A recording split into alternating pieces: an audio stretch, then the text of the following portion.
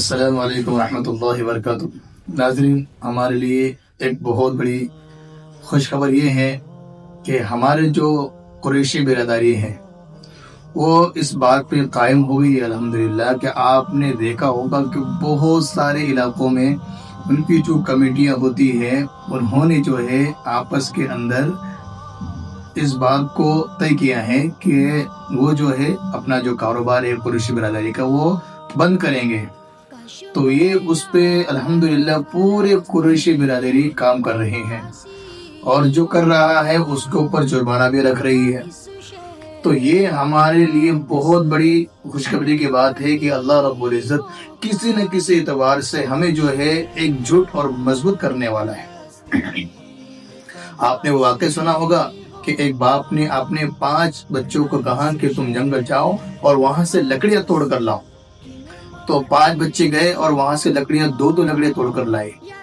پھر کہا کہ بڑے بیٹے سے سب سے ایک لکڑی لے لی اور ان کے ہاتھ میں ایک لکڑی رکھ دی۔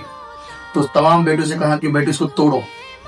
تو بڑے بیٹے نے توڑ دیا، چھوٹے بیٹے نے بھی توڑ دیا، سب سے جو چھوٹا تھا اس نے بھی توڑ دیا۔ لیکن آپ اس بات کو سمجھیے کہ اس کے بعد اس باپ نے کہا کہ ان سب لکڑیوں کو ایک ساتھ کیا اور کہا کہ توڑو۔ تو چھوٹے کے پاس دیا، اس نے نہیں توڑا، اس سے بڑے نے، اس نے بھی نہیں توڑا، اس کے بڑے پاس دیا، اس نے بھی نہیں توڑا، اس کے بڑے کے پاس دی جو سب سے بڑا طاقتور تھا اس کے پاس دی، اس نے بھی نہیں توڑا۔ تو یہ واقعہ ہمیں اس بات پہ مجبور کرتا ہے کہ مسلمانوں، شیعہ، سنی، دیوبندی، بریلوی، اہل حدیث، جماعت اسلامی، ان سب کو پیچھے رکھ دو۔ ہمارا ایمان ایک ہے، ہمارا کلمہ ایک ہے، ہمارا کعبہ ایک ہے، ہمارا اللہ ایک ہے۔ پھر مسلمان الگ الگ کیوں؟ مسلمان الگ الگ کیوں؟ بہت ہو چکا مسلمانوں، بہت ہو چکا۔ ہمارے آپس میں اختلاف ہونے کی وجہ سے، آپس میں بٹنے کی وجہ سے آج یہ ہم پہ نوبت آئی ہے۔ اگر ہم پھر سے مضبوط ہونا چاہتے ہیں تو ہمیں سب سے پہلے اتحاد و اتفاق کو مضبوط کرنا پڑے گا۔